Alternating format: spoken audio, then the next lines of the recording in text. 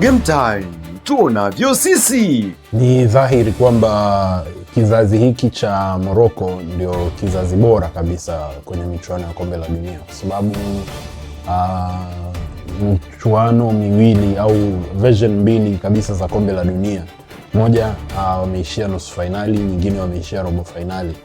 It is arguably the best. Hakuna namna ambayo tunaweza tukaongelea mafanikio ya timu za Afrika katika kombe la dunia na tusiwaongelee Morocco. Tutakuwa tunajidanganya. Game Time, tunavyo sisi.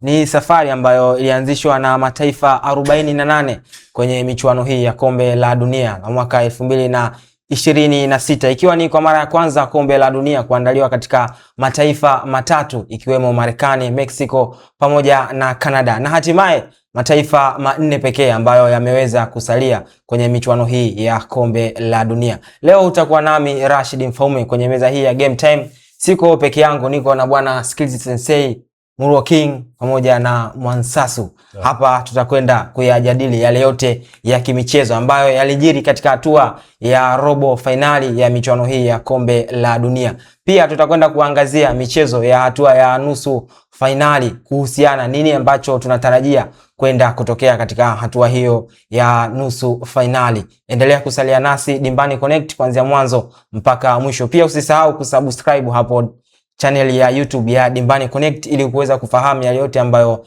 yanayoendelea. Mabwana, mambo vipi? Kama kawaida. Muko fresh Kabisa. Hatua ya robo finali tumeona mwakilishi pekee kutokea katika bara la Afrika ambaye alikuwa amesalia ameweza kutolewa. Na sasa Waafrika hatuna tena mwakilishi mwingine kwenye kombe la dunia. Bwana Mwansasu, kwa namna tulivyotazama mchezo wa Ufaransa dhidi ya Morocco, timu ya taifa ya Morocco ni wapi hasa ambapo walizidiwa na timu ya taifa ya Ufaransa, ukizingatia miongoni mwa timu ambayo ilikuwa na performance bora kutokea katika bara la Afrika ni timu ya taifa ya Morocco, na ndio ilikuwa imebeba matumaini makubwa kutokea katika bara la Afrika, lakini amekutana na Ufaransa kwa mara ya pili mfululizo, anapoteza kwenye kombe la dunia. Hatua ya nusu finali kombe la dunia mwaka 2024 aliweza kupoteza, na mwaka huu 2026 pia ameweza kupoteza mbele ya Ufaransa. Ni wapi ambako timu ya taifa ya Morocco walishindwa kungamua mtego kutoka kwa timu ya taifa ya Ufaransa? Waswahili wana msemo wao mmoja, mtanirekebisha, lakini huwa unakuwa kama sio kudra azizidi jitihada au jitihada asizidi kudra. Kuna huo msemo ya kwamba kuna vitu vinakuwepo kwenye standard fulani. Wewe kuvivuka hivyo vitu hauwezi kuvivuka labda kwa sababu unafanya jitihada au ni kudra. Yani jitihada azizidi kudra. Kwa maana ya Mungu alichokupangia. Sasa ukirudi kwenye football, ni kweli kama Waafrika tulikuwa tuna matarajio makubwa sana na France. Morocco. Tulikuwa na matarajio makubwa sana kwa sababu standard ambayo waliweka kwenye previous World Cup 2022 na walivyofanya kwenye michuano hii ya mwaka 2026. Lakini kile ambacho kilifanyika mwaka 2022 ndio hicho kimefanyika mwaka 2026. Quality. Wachezaji ambao walikuwa nao. Ukiangalia run ya Morocco walivyotoka huko Morocco, kwa nini tulikuwa tuna hiyo kubwa? Wachezaji ambao tulikuwa tunawategemea walikuwa ni wa daraja la juu. Lakini sasa wameenda kukutana na wachezaji ambao wana daraja la juu zaidi. Hawajafungwa kipigo cha kudhalilisha, wala kwa tulioangalia mpira haukuwa mpira ambao, kwanza tulikuwa tuna expectations kubwa. Matarajio yalikuwa makubwa sana kwamba inaweza kuwa mechi nzuri zaidi. Haikuwa hivyo, lakini pia sio kwamba walikuwa wameelemewa, lakini zile vitu vidogo ndivyo ambavyo vilibadilisha matokeo ya mchezo. Wanafungwa goli mbili zinafungwa na nani? Zinafungwa na Kylian Mbappe, goli linafungwa na Dembele. Unaweza kuwazungumza hawa ni wachezaji wa aina gani? Ukisema turudi Morocco, wachezaji gani ambao walikuwa wanategemea kama Starman Swawa kwenye timu? Je, wanafika kwenye daraja hilo la ubora? Hawafiki. Kwa hiyo sasa ndio hali tunarudi pale kwamba jitihada zako unaweza ukawa na hizo jitihada, lakini kuna sehemu itafika haiwezi kukuvusha. Kwa hiyo bado tulikuwa hatuioni kama Morocco inaweza kuwa timu ambayo inakuwa world champion. Tulikuwa tunaamini kadri inavyosogea mbele zile frequency za yeye kuwa bingwa zilikuwa au kusonga hatua moja mbele zilikuwa zinapungua zaidi. Kwa hapo kikubwa cha kusema ni ubora ambao ndio uliamua ile mechi na matokeo yakaisha vile kama ambavyo yaliishi. Kwenye episode iliyopita skills tulizungumza kukosekana kwa Saibari upande wa Morocco kunasababisha Morocco kumiss kitu kwenye safu yao ya ushambuliaji. Tumeona mchezo wa robo finali. Tunaweza tukazungumza kwamba kukosekana kwa Saibari ndio kumepelekea Morocco kushindwa kuvuka kwenda hatua iliyofuatia. Kwa namna moja au nyingine, kulingana na output anaitoa Saibari, unaweza ukasema hivyo, kwa sababu katika wachezaji wa Morocco Saibari na mtu kama Diaz ndio watu walikuwa wana numbers nzuri kwa game takriban 4-5 walizocheza kwenye World Cup hii. Lakini kwa Ufaransa angekuepo Saibari, angekuepo Diaz kama kawaida, angekuepo Hakimi, quality ya Ufaransa ipo juu sana. Quality ipo juu kuanzia wanaoanza na ambao wako bench wanaoingia, quality iko juu. Morocco amejitahidi kufika pale. Japo alifanya hivyo 2022 na matokeo yakawa yale, historia tu ikajirudia tena. So Saibari kuwepo au kutokuwepo ingechelewesha tu outcome, lakini probably outcome ingekuwa hivyo. Bwana Muruo, timu ya taifa ya Morocco matoleo mawili mfululizo mwaka 2022 na mwaka 2026 kwenye michuano ya kombe la dunia. Morocco ameonekana akionyesha performance kubwa kweli. Nakumbuka kombe la dunia lililopita alishia hatua ya nusu finali, aliweza kutolewa na Ufaransa. Awamu hii pia 2026 ametolewa na Ufaransa na hatua ya robo finali. Tunaweza kuzungumza kwamba kizazi hiki cha Morocco ndio kizazi bora kwenye michuano ya kombe la dunia kwa wawakilishi kutokea katika bara la Afrika.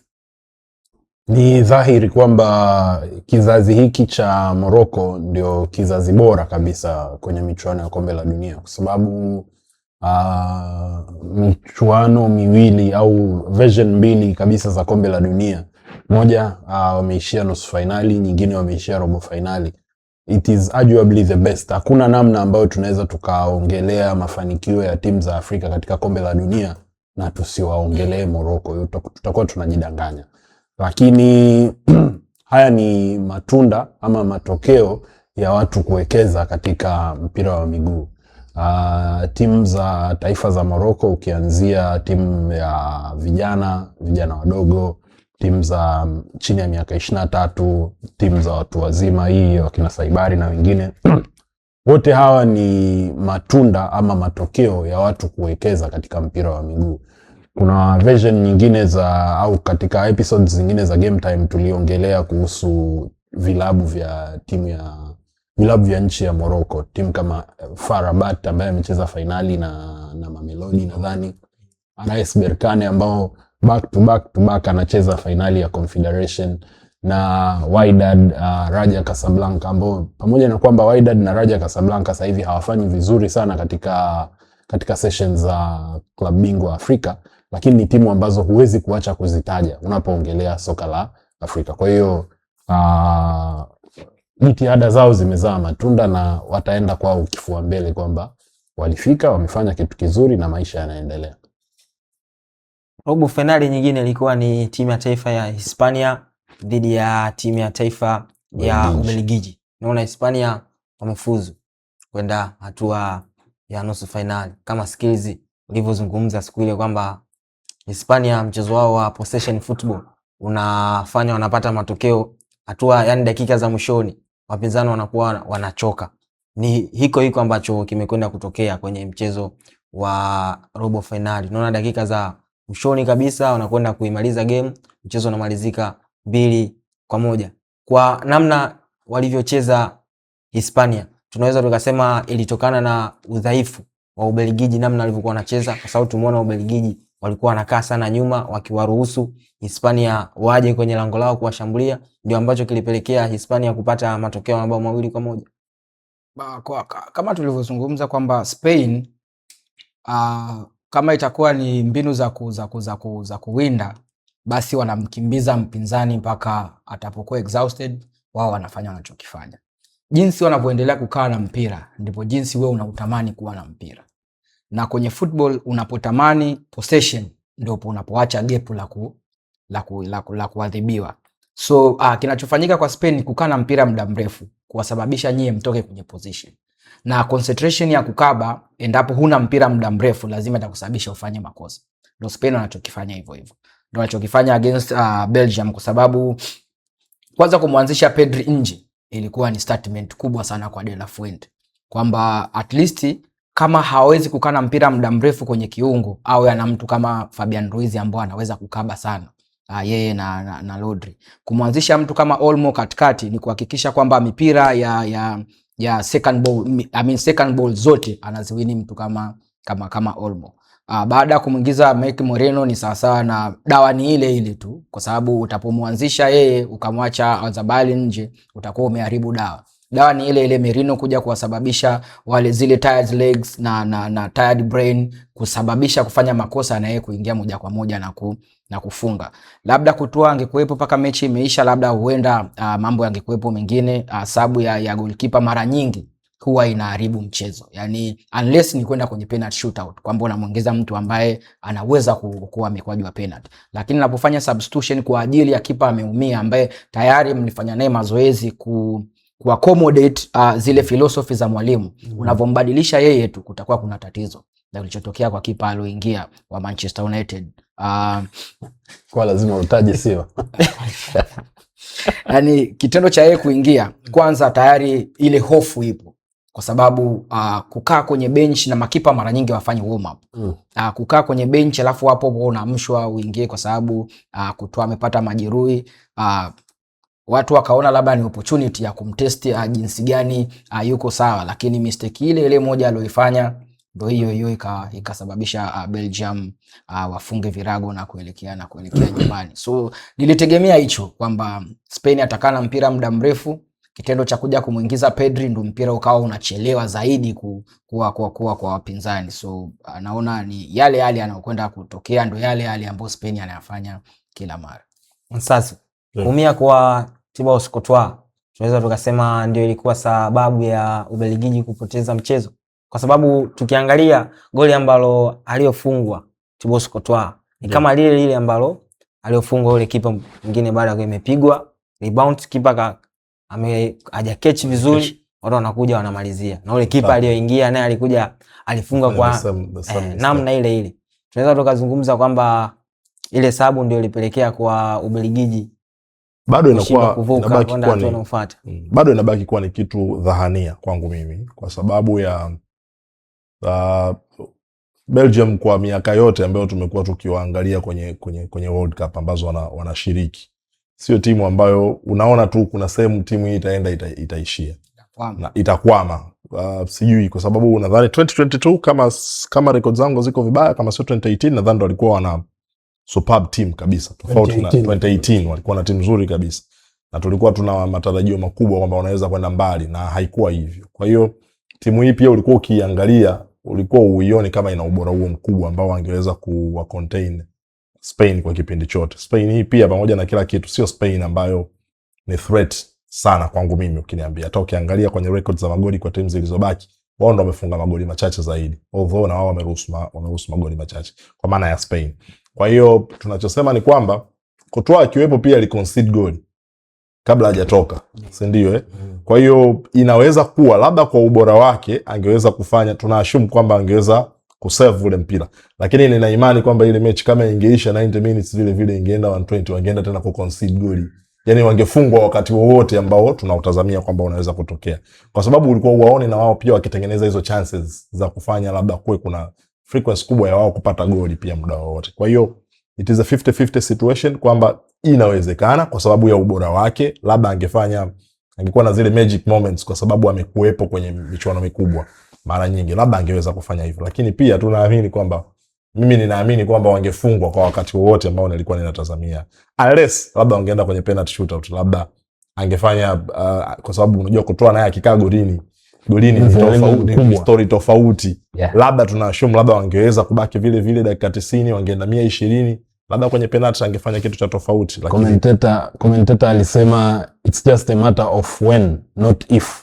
Ni swala tu la saa ngapi Belgium watafungwa, sio kwamba ikitokea watafungwa. Ilikuwa tu lazima kuna muda wangefungwa. Sasa tukazungumza kocha wa Ubelgiji aliingia kwa kuhofia Hispania, sababu tunaona muda mwingi wa mchezo Hispania walikuwa wanacheza kwenye nusu yao. Yeah, na context ni kwamba unacheza na Spain. It's obvious, muda wote wao mpira wanao. Kama tulivyosema the other time ni kwamba kitu kizuri ambacho Spain wana brag nacho ni uwezo wa kucontain mpira, uwezo wa kukaa na mpira. Kuna wakati Ubelgiji walibadilisha kidogo narrative ya mpira na mpira ulikuwa umehama, waliwashambulia Spain kwa almost dakika 5. Kuanzia baada ya cooling break ya kwanza dakika ya 23 kwenda mpaka dakika ya 28 kulikuwa na mashambulizi kidogo ya Wabelgiji, ni kama walikuja, lakini baada ya hapo it is the same. Kwenye muda wote muda wa kurecover mpira wa Spain ulikuwa ni mdogo sana kuliko muda wa Belgium, kwamba wao Spain wakipoteza mpira wanautaka mpira kwa sababu falsafa yao ni kucheza na mpira muda wote, wanapigiana pasi fupi fupi mpaka wanafika golini.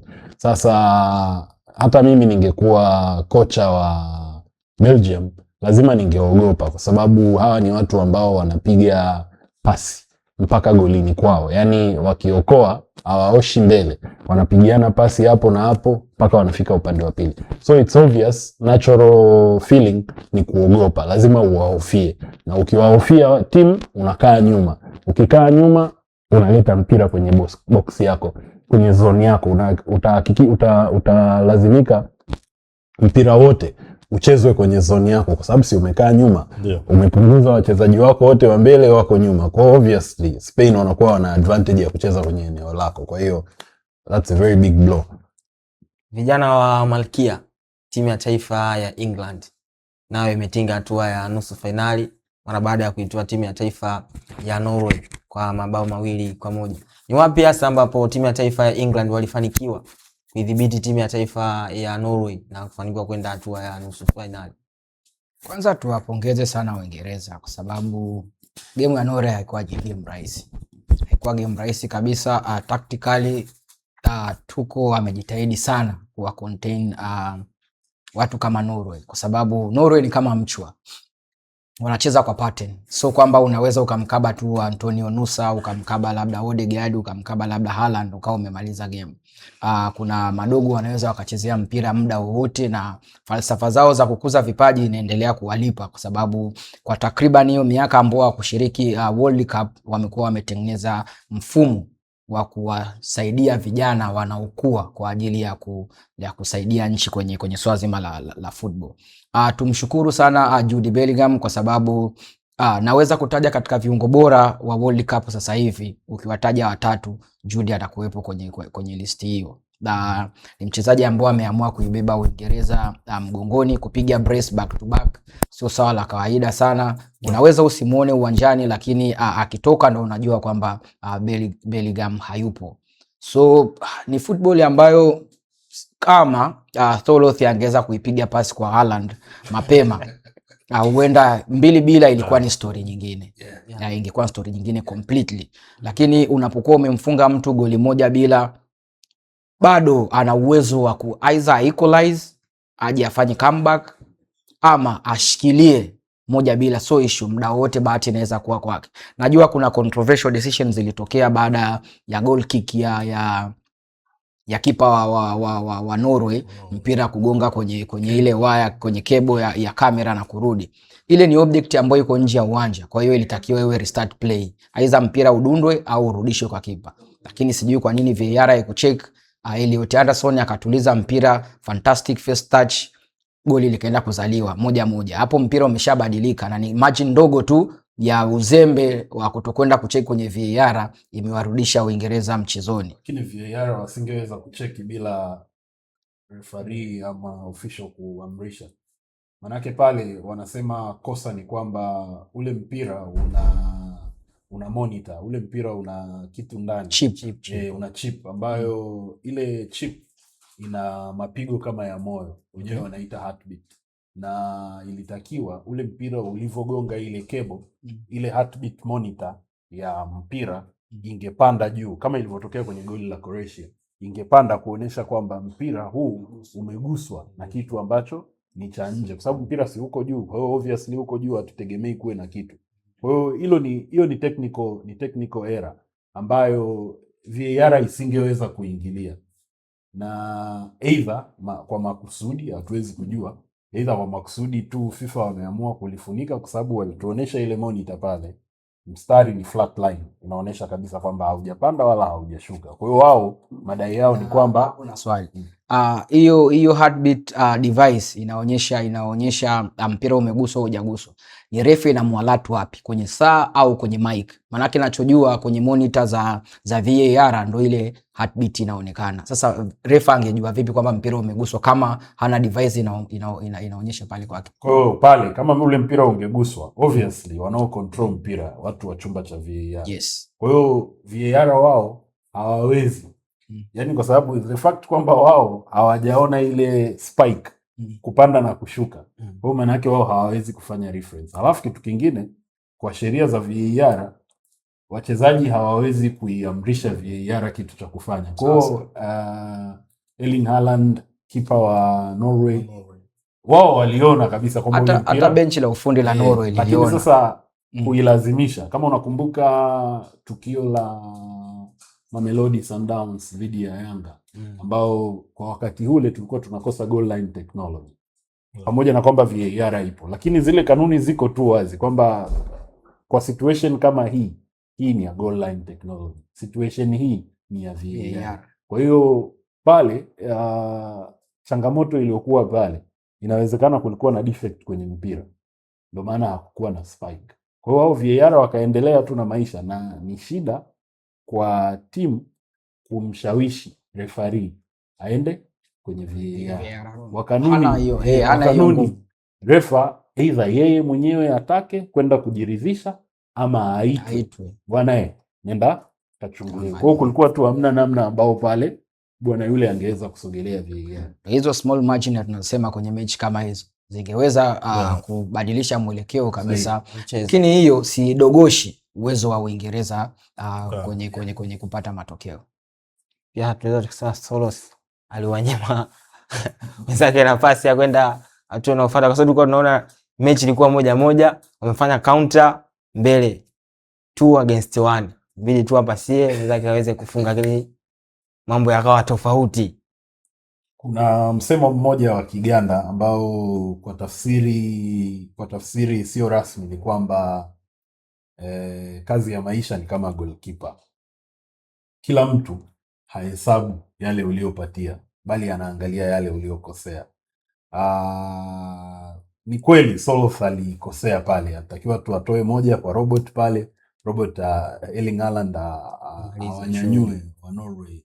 Lakini wakati mwingine ni rahisi sisi kukaa huku na kutoa maoni kwa sababu hatuko ndani ya uwanja. Uwanjani kuna mambo mengi sana. Kuna mechi moja nadhani ilikuwa kati ya Arsenal na Barcelona, wakati Robin van Persie akiwa bado Arsenal, na tukio ni kwamba Robin van Persie alikuwa offside na referee alipiga filimbi kwamba ni offside, lakini Van Persie hakusikia, kwa hiyo akaosha mpira ukaenda golini. Refa akamuita, tayari Van Persie alikuwa na kadi ya njano, akamuita, akamuongezea kadi nyingine ya njano, Van Persie akapata kadi nyekundu.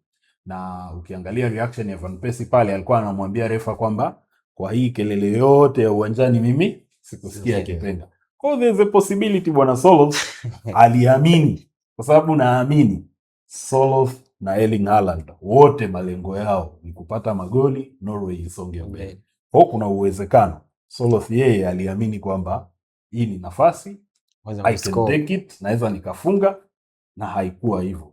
Lakini kuna uwezekano pia angempigia Haaland akose, tungemuuliza Soloth, mbona ulikuwa open tu ungefunga mwenyewe? So I guess we'll never know. Tunaweza tusijue tena nini kilitokea, lakini margins kama hizo, matukio kama hayo ndio yanafanya sisi tunashabikia mpira wa miguu, kwa sababu hautakaa ujue nini kitatokea tena. Mabingwa watetezi timu ya taifa ya Argentina na wametinga hatua ya nusu finali baada ya kuichapa timu ya taifa ya Switzerland ambao 3-1. Ni wapi hasa tunaweza tukazungumza kocha wa timu ya taifa ya Argentina aliweza kupatia kiufundi, kwa sababu tunaona hadi game dakika 90 zinamalizika, mchezo ulikuwa 1-1. lakini extra time watu wakaja wakapata magoli, mchezo ukamalizika, Argentina akatinga hatua ya nusu finali. Ni wapi hasa ambapo kocha wa timu ya taifa ya Argentina aliweza kung'amua kiufundi zaidi? Tactically, nikisema kocha wa Argentina ni kitu gani cha tofauti alifanya kwenye mchezo huu, naweza nikawa muongo zaidi ya kushusha rundo langu la lawama na maelezo mengi kwa bwana Embolo kwa sababu nadhani hiyo ndio moments. Nadhani narudi pale kwenye hoja yangu ambayo nilizungumza mwanzo, mfano ule wa jitihada hazishindi kudra. Ukiangalia hizi timu zote namna ambavyo zimetoka, angalia Norway namna ambavyo wameondoka na timu ambayo walikuwa wanacheza nayo, timu ya Uingereza, quality wachezaji wanakopo. Yani kuna moments ambazo mnaweza kuzipata nyinyi msizicapitalize, ikiipata timu nyingine ni moment hizo wanatumia. Kwa hiyo Argentina mpaka wanaenda mechi imeenda extra time ni 1-1. Wanaenda kufungwa magoli mawili baada ya incident ya bwana Embolo kupata kadi nyekundu na timu nyingine kuwa pungufu.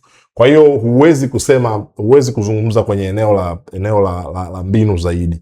Mbinu zaidi wakati mwingine zinakuwepo pale ambako mnakuwa mko kwenye mizania sawa na unaweza own opponent wa timu nyingine ukatumia madhaifu either ubora wako au madhaifu of course ukiwa ubora wako unakuwa madhaifu ya timu pinzani ambayo wanacheza nayo.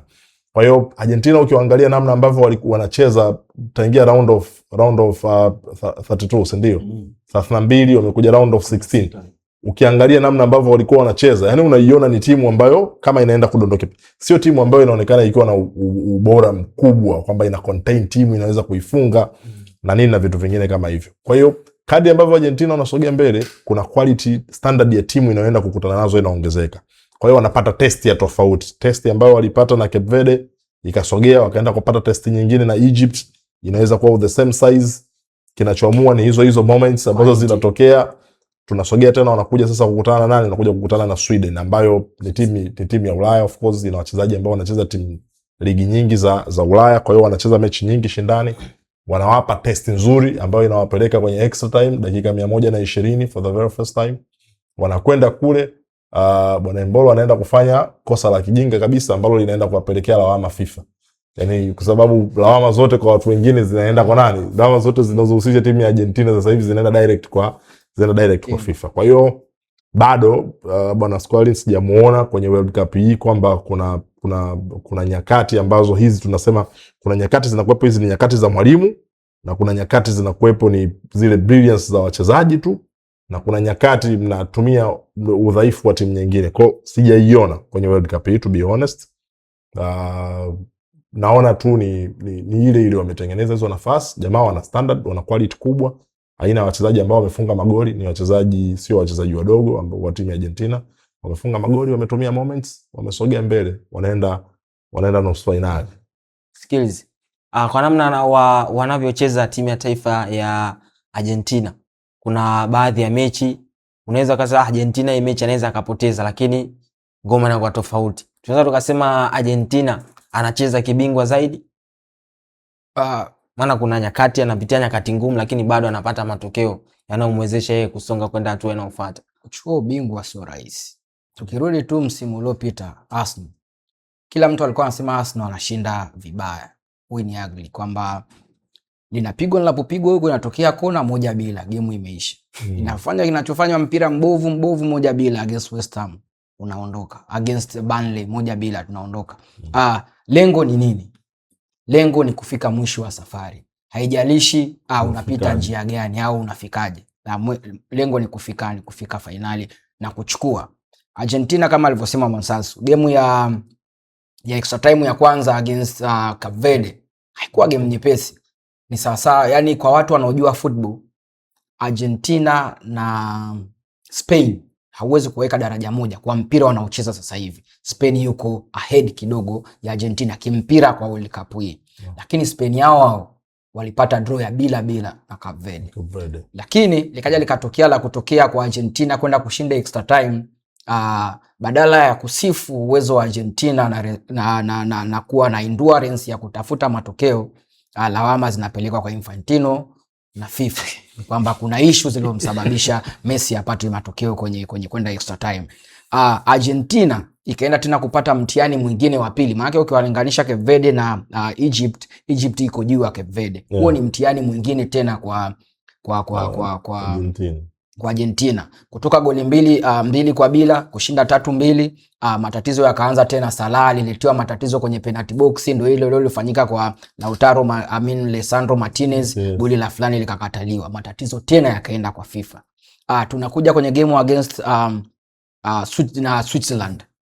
Hapo sasa wataenda tena kuilalamikia kwenda kucheki yellow card ya pili kwenye VAR. Lakini hayo ni sheria zilizowekwa kabla ya World Cup kuanza kwamba VAR itacheck corner, VAR itacheck second yellow card. Hizo zipo kabisa. Lakini kwa wale ambao hawafuatilii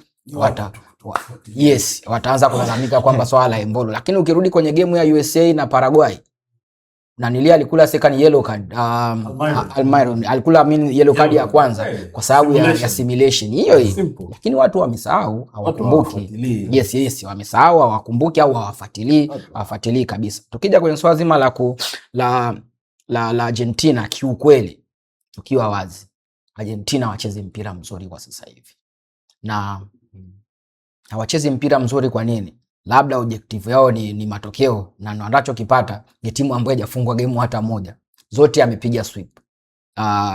Labda kuna changes kwenye first lineup, kumuongeza Paredes kucheza kama defensive midfielder, lakini una Depo, una McAllister na una Enzo Fernandez. Au watu wote wanacheza. Au wote kwa namna moja au nyingine unaweza kuwaita wavunja kuni, kwa sababu sio midfielder za kunyumbulika. Uweze kulinganisha na Pedri, uweze kulinganisha na watu ambao wana michezo mingi kama midfielders nyingi. Professional footballers wavunja kuni. Wavunja kuni wako kwenye kila stage ya mpira. Wote wao, yani wote wao. So labda ndio inasababisha Argentina wanashinda kwa ugumu. Jinsi wanaocheza Argentina, wanaanza very low, wanaanza very slow kwenye football.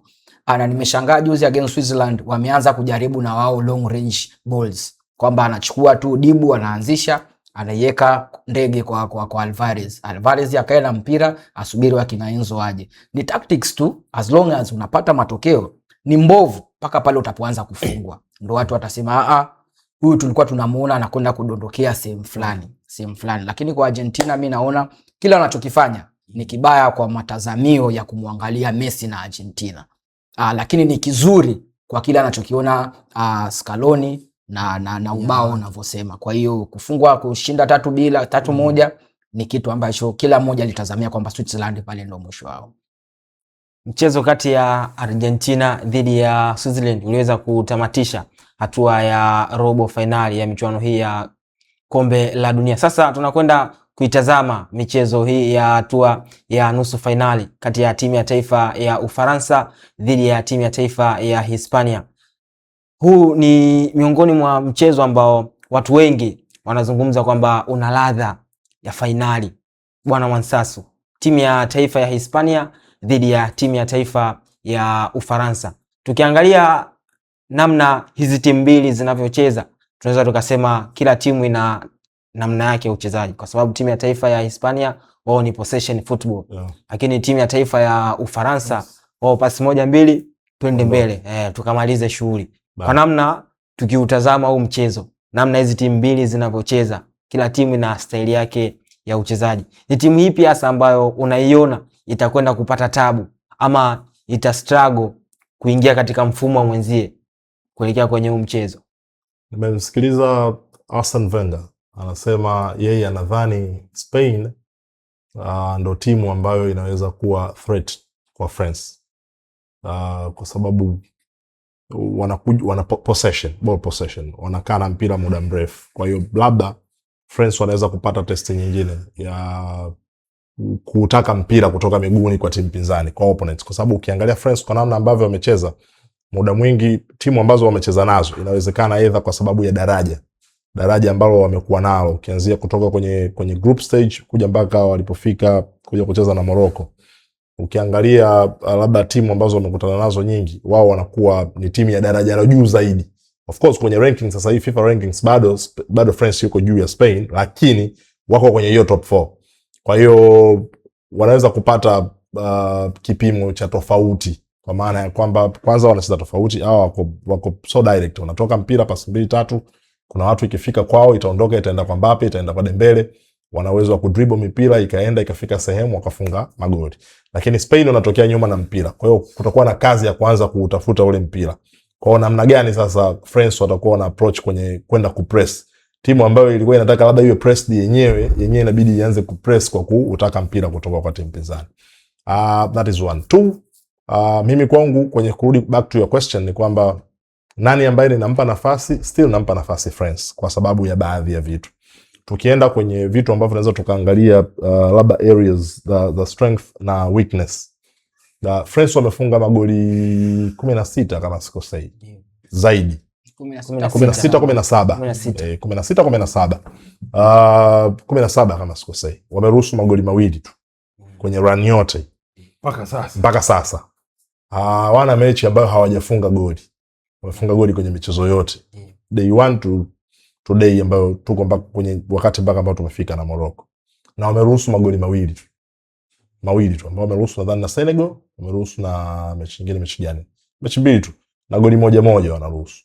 Spain wamefunga magoli 10. Nilikuwa naangalia records, wamefunga magoli 10. 13. Spain 11. Alafu wameruhusu goli moja tu. Kwa hiyo tunaweza kusema hii ni best team ambayo kwenye defense yao wana defense nzuri. Lakini huwezi kusema France hawana defense nzuri kwa sababu wameruhusu magoli mawili. Tofauti ni goli moja. Tena faida yao zaidi ni kwamba wameruhusu mawili, wamefunga 17. Wamefunga 17. Kwa wamefunga magoli, wao ni hatari zaidi kuliko Spain. Kwa hiyo sasa ninachokiona ni kwamba hawa jamaa, na kuna mechi ambayo Spain hawakufunga goli, ni mechi na Cape Verde. Mechi ya kwanza. Sasa ninachokiona ni kwamba France kwa irani yake ya kwamba wameweza kushinda michezo yote kwa sababu wana ushindi 100%. Kwa hiyo kwenye kuwapa rates, nitawapa rates kubwa kwa sababu ya huo uwezo wa kufunga kwenye kila mchezo. Lakini pili ni kwamba Spain hawana the best at attacking, either try or whatever. Ile line kwenye lineup yao mstari wa mbele sio threat kwa sababu wamefunga goli moja dhidi ya Ureno, walicheza na Ureno. Wamefunga goli mbili moja of course, lakini kwa margin hiyo ya goli moja. Nadhani mechi walishinda goli nyingi zaidi ni walishinda goli 4 kwenye mchezo mmoja. Sasa siwaoni hata kama mtapossess mpira, ni kweli mnatumia possession way ya kutafuta matokeo yenu, lakini je, final product yenu inakuwa ni ipi? Merino amekuwa man of the moment kwa mechi mbili mfululizo kwenye nyakati ambazo inabidi mchezaji atokee bench. Wakati ukiangalia France kwa timu ambayo wanakuwa nayo wanakulazimisha either kufanya makosa either kufanya nini. Kwa hiyo nadhani itakuwa ni kipimo kizuri cha kwanza vipimo vizuri kwa timu zote mbili. Kwa timu zote mbili kwa maana ya France kupata timu yenye daraja ambalo wanawiana uwezo, kuona watatumia ubora wao kwa vigezo gani. The same question ulivyoniuliza kwamba kocha wa Argentina je, alitumia mbinu gani ziliweza. Sasa mbinu hapa ndo tutakapoziona kwamba walimu wanafikiria sasa hivi kwamba nafanyeje kwenda kwa contain Mbappe na wenzie na kikundi chake, na huku mwalimu wa France naye anaona nawezaje kwenda kuwazuia au kuwasumbua Spain watoke kwenye ile comfort zone yao ya mpira wao wanaocheza kwa kujiachia, inabidi wapige pasi nyingi kwenda kwenye timu nyingine. Lakini kwangu mimi ukiniuliza, nafasi kubwa bado nawapa France, lakini bado tunaendelea kuheshimu mchezo wa mpira kwamba unakuaga na moments kama hizo. Wakati mwingine ile timu ambayo unadhani inakuwa bora zaidi ikipata test ya tofauti, you never know, kwa sababu tukiongea hapa leo hatukuexpect, mimi ukiniambia sikuexpect kwamba Norway angeweza kumpa changamoto kubwa kiasi kile England. Na hiyo inatokea, ni Mike Tyson aliwahi kusema wakati wa ngumi unaingia na plan zako nyingi sana, lakini utakapopigwa punch ya kwanza ya uso inabadili mbinu zako zote. Kwa hiyo huwezi kujua. Spain wakaamka vizuri siku hiyo na wamewafunga, nadhani ilikuwa Euro last time. Huwezi kujua, siku hiyo wakaamka vizuri, unashangaa wamekaa wamefunga goli la kwanza, wamefanya wamefunga goli la pili, wakati unajiuliza unajiweka katika wakati mgumu zaidi. Lakini kwangu kwa hivyo vigezo ninaitoa nafasi kubwa sana kwa France. Kwa hadi kufikia hii hatua ya nusu finali, hadi hivi sasa timu ambayo inaongoza kwa kufunga magoli mengi ni timu ya taifa ya Ufaransa. Na timu ambayo inaongoza kwa kutoruhusu magoli mengi ni timu ya taifa ya Hispania. Wanakwenda kukutana. Timu inaongoza kwa kufunga magoli mengi na timu ambayo inaongoza kwa kutoruhusu magoli mengi. Huu utakuwa mchezo wa namna gani? Vita ya namna gani kati ya safu ya ushambuliaji ya timu ya taifa ya Ufaransa dhidi ya safu ya ulinzi ya timu ya taifa ya Hispania? Kwa sababu tukiangalia hadi hivi sasa timu ya taifa ya Ufaransa ni mechi moja pekee ambayo hawajafunga kuanzia goli 2 na kuendelea dhidi ya Paraguay. Ila mechi zingine zote wanashinda 2-0, 3-1, 3-0.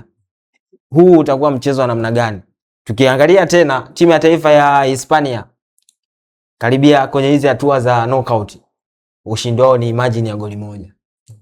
Huu utakuwa mchezo wa namna gani kati ya vita dhidi ya ushambuliaji wa Hispania dhidi ya walinzi wa ushambuliaji wa Ufaransa dhidi ya safu ya ulinzi bwana Muru? Kuna kitabu kimoja kinaongelea medani za vita, na moja kati ya principle ambayo wanatumia au kanuni ambayo wanatumia, wanasema nguvu kuendana na kasi ya adui. Tunawezekana tukachukulia poa kwamba Spain anafunga moja. Spain amemfunga Ureno 1, amemfunga Ubelgiji 2-1. Meanwhile, ukiangalia timu ambazo Ufaransa amekutana nazo along the way, amekutana na Paraguay, akakutana na Morocco. Umeona? Hizi ni timu ambazo adui, yani wao medani ya vita yenyewe inasema kwamba watadeal na adui kwa jinsi atakavyokuja. So here comes a time ambapo Spain ambaye anaonekana kwamba attacking lineup yake haivutii kwa sababu wanatengeneza nafasi nyingi sana. Kwa mfano kwenye mechi ya Cape Verde walitengeneza nafasi 26. Nafasi 26. Ni Cape Verde au ni Curaçao? Cape Verde. Nafasi 26 za maana zipo tu pale. Na hawakuweza kupata goli. Lakini unakutana na Ufaransa ambayo yeye katika nafasi 16 alizotengeneza au katika nafasi labda 30 alizotengeneza 16 au 17 zimegeuka kuwa goli. So here's the thing. Kocha wa Spain De La Fuentes na kocha wa Ufaransa Didier Deschamps, kila mtu atamkadiria mwenzake nguvu aliyokuja nayo. Na nguvu atakao kuja nayo mpinzani wake siku hiyo ndio nguvu hiyo ambayo mwenzake atatumia kumkabili. So kuna timu moja haijafunga magoli mengi na kuna timu moja imefunga magoli mengi na imefungwa magoli extra goli moja kuliko mwingine. Ukiangalia hapa tofauti yao kubwa ni uwezo wao wa kufunga. So mpira wa miguu kama ambavyo tunasema mara zote ni mchezo wa makosa. Mtu yoyote katika hii mechi moja ambaye atafanya kosa kuliko mwingine, hata nusu kosa tu kuliko mwingine, story yake itaishia hapa. Na Ufaransa anaingia kwenye hii game akiwa ana kumbukumbu kwamba kwenye fainali ya UEFA Euro mwaka 2024 walipata tabu sana. Tunakumbuka jinsi ambavyo Lamine Yamal, kipindi hiko Lamine Yamal ndo alikuwa anachipukia katika utoto wake. It's almost miaka 2 iliyopita. Na France wanaingia kwenye hii game wakiwa na kumbukumbu kwamba walinyang'anywa kikombe. Kumbuka kwamba Ufaransa ni bingwa wa dunia mwaka 2018, mwaka 2022 amecheza finali dhidi ya Argentina, mwaka 2024 amecheza finali ya Euro dhidi ya Spain. Kwa hiyo amepoteza finali 2 mfululizo. Kwa hiyo it is a battle, ni beto kubwa sana kuhakikisha kwamba hawapotezi kwenda finali ya 3 mfululizo, kwa sababu itakuwa finali ya 4 mfululizo actually, kwa sababu ana finali ya UEFA 2018, finali ya World Cup 2018, ana finali ya 2022 dhidi ya Argentina, ana finali ya 2024. Kwa hiyo akifika finali hii, ukiachana na 2020 Euro, atakuwa tayari almost amecheza finali 4 katika kipindi kidogo. Sehemu ndogo sana ambao amebakiza yeye kufika finali, ambapo anaweza akakutana na either Argentina au Uingereza. Argentina ambaye alikutana naye 2022 na Uingereza ambaye alikutana naye kwenye michezo ya nyuma. Nadhani kwenye Euro, ni sikumbuki vizuri, lakini nadhani kwenye Euro 2024 kuna sehemu Ufaransa alikutana na Faransa alikutana na Uingereza. I'm not sure. Ni kwenye World Cup. Yeah. Goli la Tchouaméni la pili na Harry Kane alifunga goli la penalty nakumbuka hiyo siku.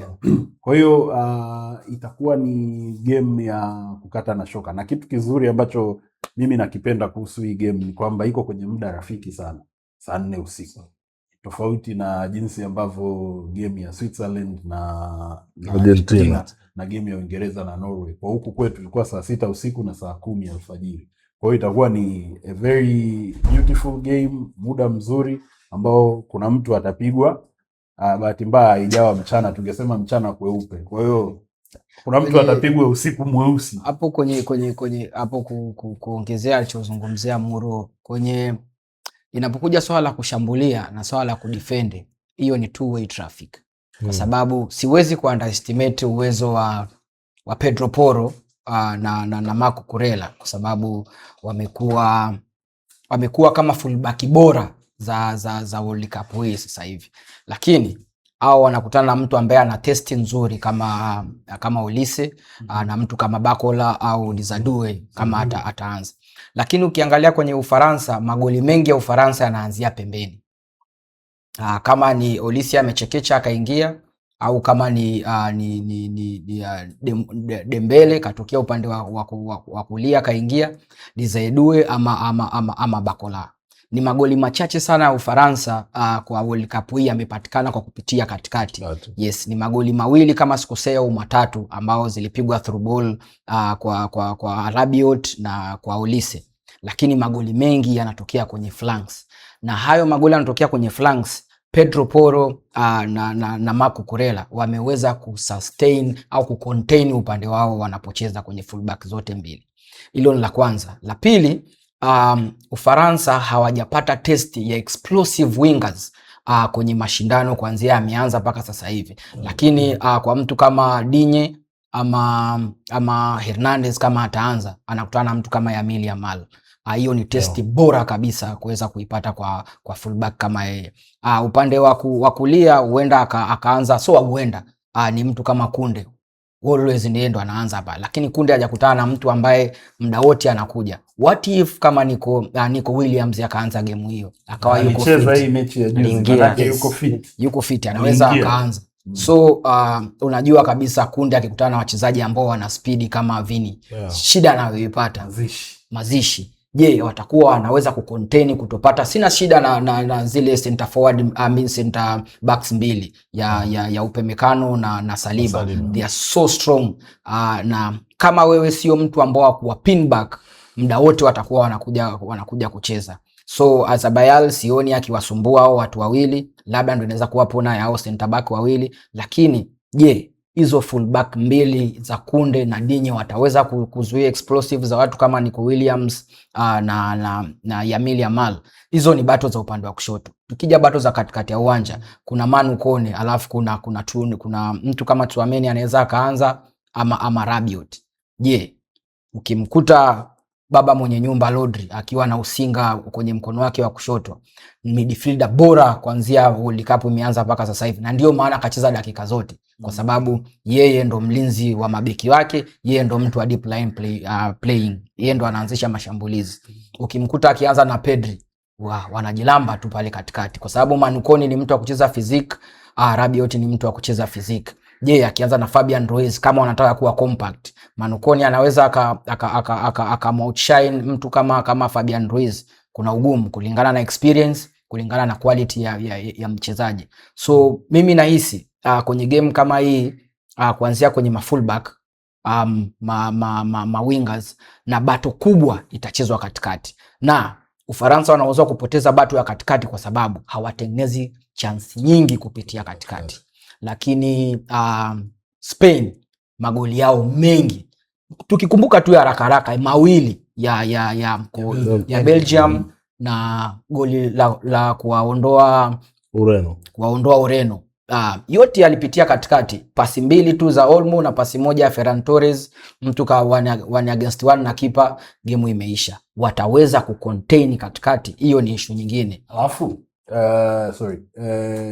kuna swala la Mbappe anakutana sehemu Mbappe anacheza anakutana directly na mimi naweza nikasema young player of the tournament Pau Kubasi pamoja na Aymeric Laporte.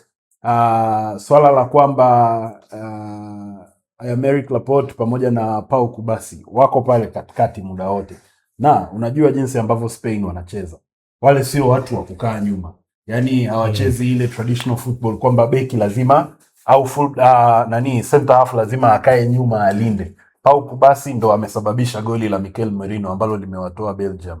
Alikuwa eneo la ushambuliaji, aliattack, akapiga boli, Lamens akashindwa kuchukua, second ball ya Mikel Merino, fantastic goal. Changamoto ambayo mimi naiona, kuna uwezekano Pau Kubasi na Aymeric Laporte wakafanya vizuri sana. Changamoto ambayo naiona, ukicheza dhidi ya Ufaransa ukaacha eneo lako, yuko Mbappe ambaye anaweza akapiga 18 meters wide, anaweza akapiga kuanzia katikati ya uwanja. Dembele anaweza akapiga kuanzia upande wowote.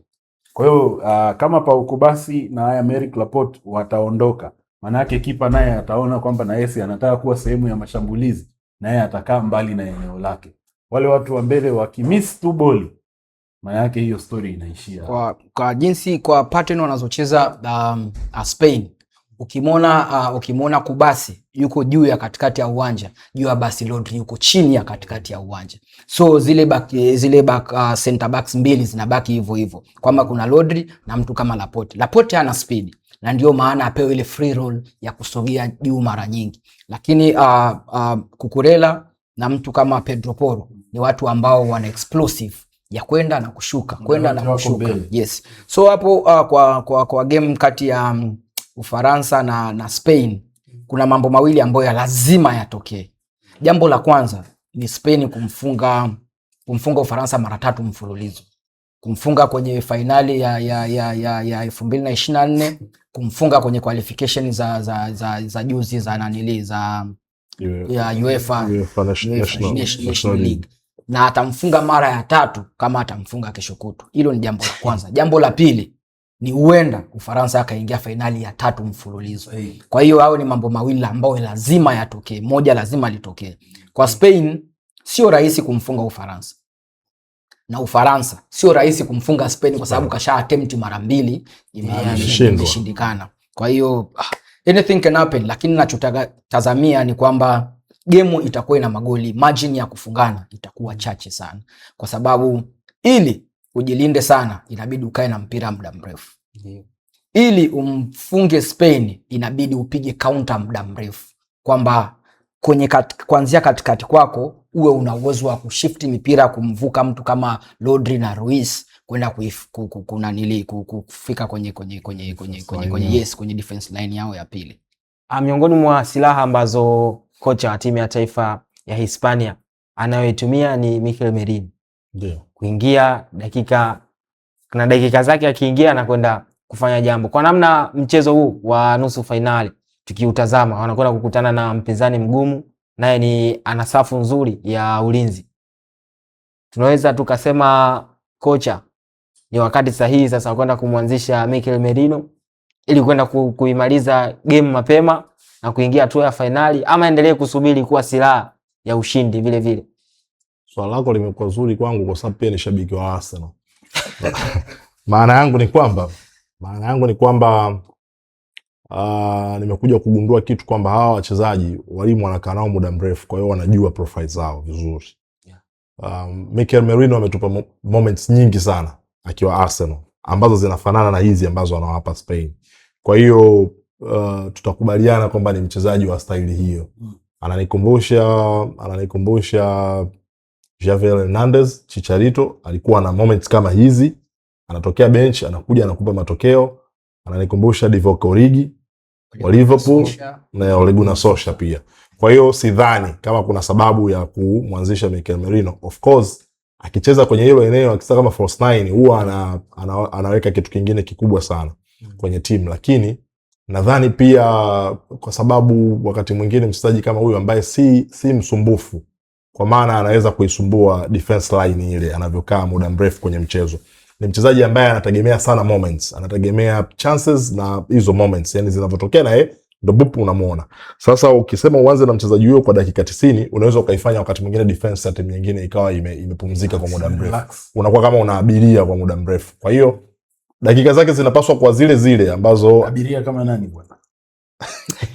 Unaweza kuwa na abiria kama Babu Nado au? Kwa hiyo dakika zake zinapaswa kwa zile zile ambazo anaingia anakupa hizo nyakati. Kwa hiyo nakubaliana na walimu ambacho wanafanya. Unajua kuna kwa wakati mwingine kwenye hii michuano mtu anaangalia mchezaji wa timu yake, mbona achezi, mbona afanye nini, ambaye anatoka kwenye kilabu chake, lakini nakubaliana 100% na mwalimu anachofanya kwa sababu anatumia profile zile zile. Wewe unataka kuniambia De La Fuente asiharibu dawa? Dawa nyingi. Dawa inatakiwa kubaki vile vile. Mimi hapo kwa Mikel Merino nachoweza kusema kuna aina fulani ya wachezaji duniani ambao wakianza unatamani wangeanzia bench. Wakianza mechi unatamani wangeanzia bench. Alafu wakikaa bench unatamani wangeanza. Hao wachezaji wapo, na mimi ningekuwa De La Fuentes nisingemuanzisha Merino kwa sababu Merino mechi 3 mfululizo ameingia kama sub na amepata magoli. Moisa amemtaja Origi, Chicharito, Ole Gunnar Solskjaer. Mimi namkumbuka Ahmed Nagy. Ahmed Nagy alikuwa mchezaji wa timu ya taifa ya Misri ambao walienda AFCON mwaka 2010. Mwaka 2010 AFCON ilichezwa Angola. Ahmed Nagy aliingia kama sub katika michezo 6. Na katika michezo 6 alipata magoli 5.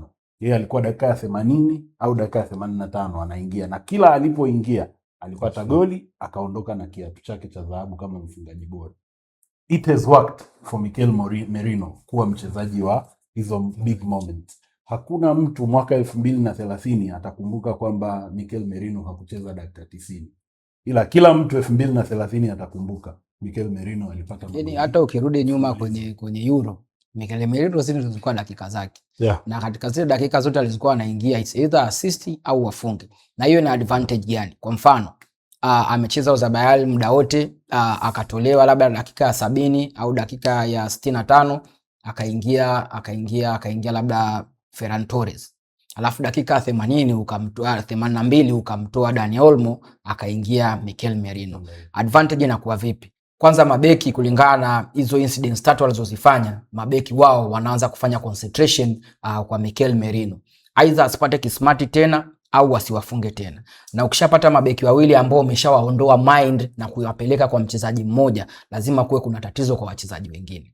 So the moment wao wanafanya concentration kwa mtu kama Mikel Merino, labda ndo muda ambao Ferran Torres anapata chance, labda ni muda ambao Nico Williams anapata chance, au ni muda ambao Yamal atapata chance. Na Merino anasumbua kwa kiasi gani?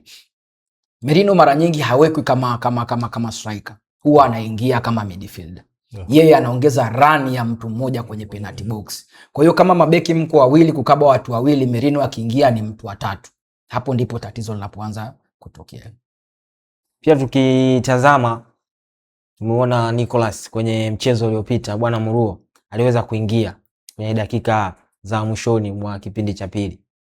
Kwa tukitazama kikosi cha Hispania alivyokuwa anakosekana Nicolas, kuna kitu kilikuwa kinakosekana kwenye safu ya ushambuliaji ya timu ya taifa ya Hispania, kwa sababu tukiangalia hata ule mchezo uliopita dhidi ya Belgium, sio? Tunaona timu ya taifa ya Hispania walikuwa wakifika mbele, mipira mingi wanaitupa kwa Lamine Yamal. Kwa hiyo ikawa ni rahisi sana kwa kumaka. Kwa hiyo kurejea kwa Nicolas inaweza kukaongeza kitu kwenye safu ya ushambuliaji ya timu ya taifa ya Hispania, kwa sababu winga zote zitakuwa zimekamilika either kwa Yamal ama kwa Nicolas. Mimi nawaza siku moja timu kama FC Barcelona ikifanikiwa kuwa na flank moja Lamine Yamal, flank nyingine Nico Williams. Sijui itakuwaje. Na the fact kwamba watu walioangalia ile game wanakumbuka goli ambalo alifunga Mikel Merino. Angeshindwa kufunga Mikel Merino, Nico angefunga, kwa sababu walikuweko wako pale wote kwa pamoja. Na kitu kingine kizuri zaidi kuhusu timu ya taifa ya Spain, wako vizuri sana kwenye second balls. second ball, zile boli imepigwa ikarebound ikarudi, wako hapo.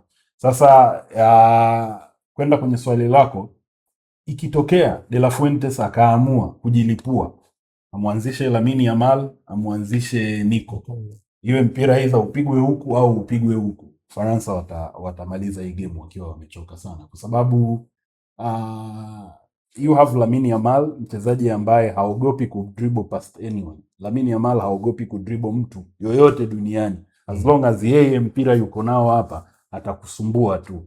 Na Nico Williams the same. Ni kwamba wanacheza tu kila mmoja anacheza upande tofauti, na kuna wakati wanaweza wakabadilishana, japo sio effective, lakini nafikiria kama De La Fuentes akiamua kujilipua na kuanzisha wawili wote kwa pamoja, kazi itakuwa kubwa sana. Kwa kumalizia hapo kwenye mechi kati ya timu ya taifa ya Hispania dhidi ya timu ya taifa ya Ufaransa, kinda huyu wa Hispania Lamine Yamal alizungumza kwamba Ufaransa wanawamudu, wana uwezo wa kwenda kuwafunga. Hii kauli aliyozungumza haiwezi kumuongezea pressure kwake kuelekea kwenye mchezo? Yamal amekuwa na kauli tata mara nyingi sana. Kuanzia na miaka 16 na kuendelea. Na uzuri wake, akikupiga mdomo kwenye press conference, anaenda anakupiga fenti kwenye football pitch. Yani kwamba anakupiga nje ndani.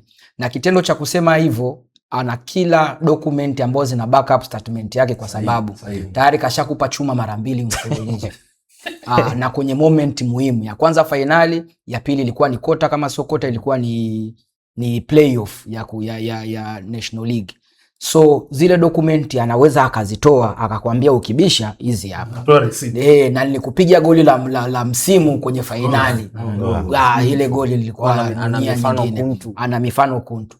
Na hicho ndio kinachoweza kusababisha game inakuwa nzuri zaidi, kwa sababu ukimtaja fullback bora duniani sasa hivi utamtaja Mendes wa Portugal. Lakini alishikwa na msuli kwa sababu mtoto kila muda anakuja. Yani unapompa mpira Yamal hawazi kitu kingine zaidi ya kukupeleka kwenye box. Je, mtu kama Digne wa Aston Villa au Hernandez ana uwezo wa kucontain utaratibu, anakuja poro na Yamal kila muda? Hilo ni swali lingine. So kwa alichokizungumza Yamal, mimi naenda naye kwa 100%, kwa sababu alizungumza na aliweza kukifanya mara ya kwanza. So hii ni kama alifanya mara ya kwanza na ya pili. Hichi ni kama anaweza kufanya marudio au kinaweza kikakataa, lakini hatujui, kwa sababu alichokizungumza kashakifanya. Tunasubiri tu future kama atakifanya tena au la.